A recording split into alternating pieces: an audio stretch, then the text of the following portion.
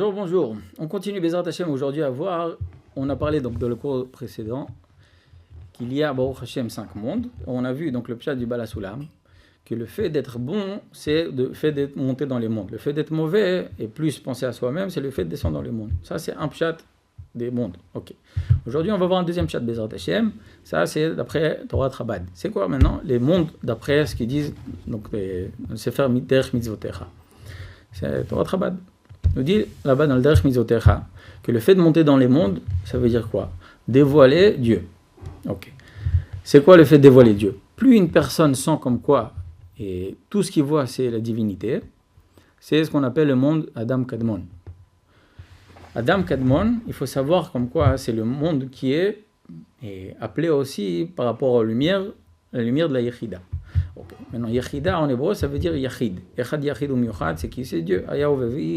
En d'autres termes, quelqu'un qui sent la divinité partout et que tout ce qu'il voit c'est Dieu est arrivé à ce qu'on appelle le monde d'Adam Kadmon et reçoit la lumière de la Yechida. Chez Enod Milvado, en d'autres termes, comme Chazal nous dit comme quoi, Yimidan Chabakuk al-Echad, que toutes les 613 mitzvot, Chabakuk a dit comme quoi ils sont tous, et on va dire ça comme ça, et Midan, ça veut dire les a tous basés et les a mis et sur une seule des mitzvot, c'est quoi? La Emouna. Ça dit que Be'emunato yechiyeh. Donc en d'autres termes, il faut savoir comme quoi le monde supérieur, d'après ça, c'est quoi? Gilouï Eloki. Ça veut dire quoi? Que tout ce que la personne voit, c'est Dieu.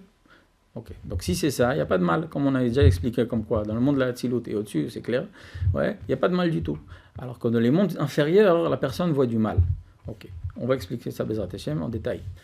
Quelqu'un maintenant, par exemple, qui a une croyance en Dieu, mais quand il a un Nisayon, ouais, quand il a une épreuve, il dit ouais, il y a Dieu, mais il y a cette personne aussi. Cette personne qui il me fait du mal, il me fait du mal. Ok, cette personne qui me fait du mal, en d'autres termes, ça veut dire qu'il y a déjà deux. Il y a Dieu et il y a cette personne. Donc ça, c'est ce qu'on appelle en dessous du monde de la Bria. Bria en hébreu, c'est donc du langage mille et bar. Bar ou bara en hébreu, ça veut dire extérieur. Okay. Atzilut, ça vient du langage etzlo. Ça veut dire quoi etzlo? Chez lui. Donc en d'autres termes, quelqu'un qui est dans la Atzilut et au-dessus, vit sa vie et voit que Dieu partout. Okay? Que des ta'anugim, que des kiffs. Une personne qui est dans le monde, la Bria et en dessous, qu'est-ce qui se passe? Lui, il voit qu'il y a Dieu. Il a une émouna. C'est pas qu'il n'a pas d'émouna. Baruch Hashem, il a une émouna, il croit en Dieu. Mais il y a Dieu et il y a lui. Il y a Dieu et il y a cette épreuve. Il y a Dieu et il y a cette femme. Il y a Dieu et c'est Hashem Ishmor, tous les nisyonautes qu'il y a sur terre. Ok.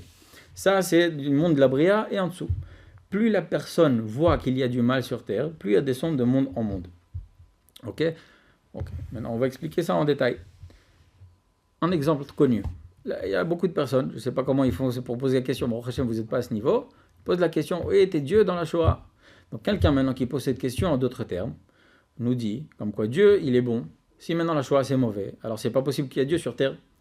Maintenant quelqu'un qui a un petit peu d'intelligence, il se dit, ok, quel rapport? Dieu aussi, il donne des fois, il se tire un coup, on va dire ça comme ça, à un enfant qui fait du mal. Il dit, réveille-toi, tard. Ok. Maintenant, c'est pour ça que Tacher et Hashem Yochiach, celui que Dieu aime, il lui fait des tochachot. Tochachot, c'est quoi? Tochachot moussar, en d'autres termes. Dieu lui dit, vas-y, réveille-toi, tes mauvais actes. Fais tchouva. Okay. Donc c'est pour ça que tout ce qui a marqué, par exemple, dans le parashat Kitavo, ce qui s'est passé dans le Shoah, il y en a qui disent comme ça, c'est pas clair et net, mais dans tous les cas, c'est marqué noir sur blanc, comme quoi si on se comporte pas bien, alors on reçoit maintenant des coups. Ok, c'est tout le Tanakh. Baruch Hashem, quelqu'un a appris maintenant un petit peu Nevim et Ktuvim.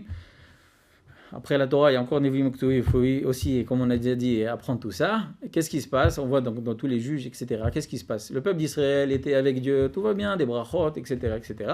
Alors que ici, maintenant, Hashem Ishmor, le peuple d'Israël s'éloigne de Dieu. Oh, bam, bam, bam, des coups. Il y a les peuples qui viennent contre nous, on fait la guerre, comme il se passe aujourd'hui dans les informations, j'ai pas besoin de vous expliquer. Tout ça pourquoi? Pour qu'on se réveille. Ok.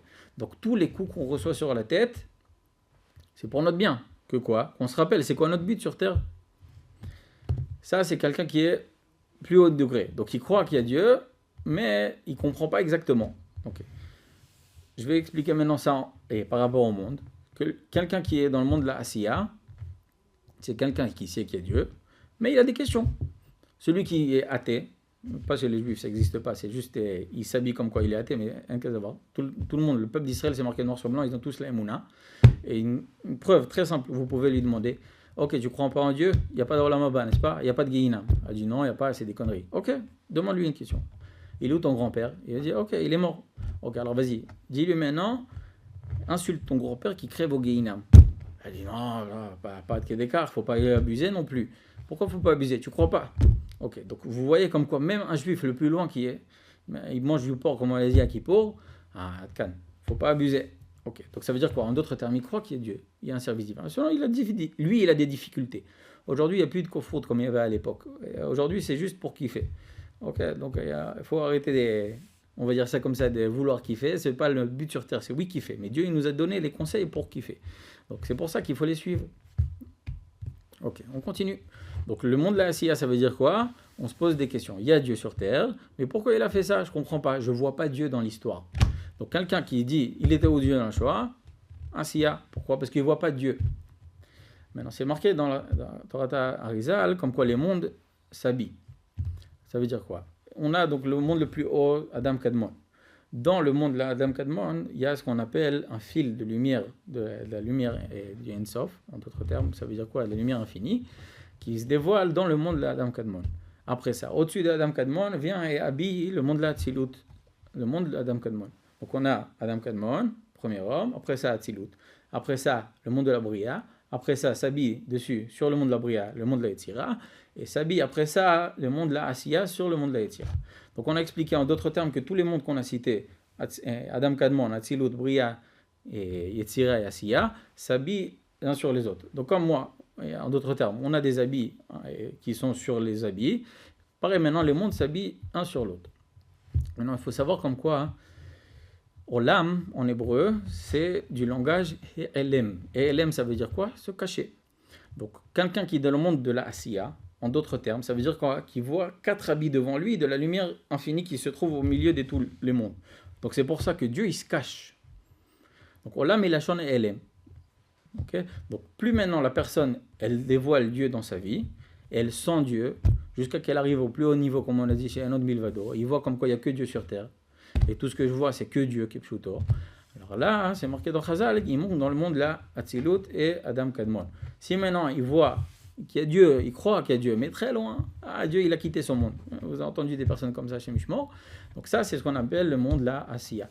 Atkan, donc ce deuxième pérouche sur les niveaux des 5 mondes qu'on a cités déjà, Baruch Hashem, dans le cours de précédent. Maintenant, on a cité le deuxième pérouche. Atkan et Shalom, merci beaucoup de m'avoir entendu.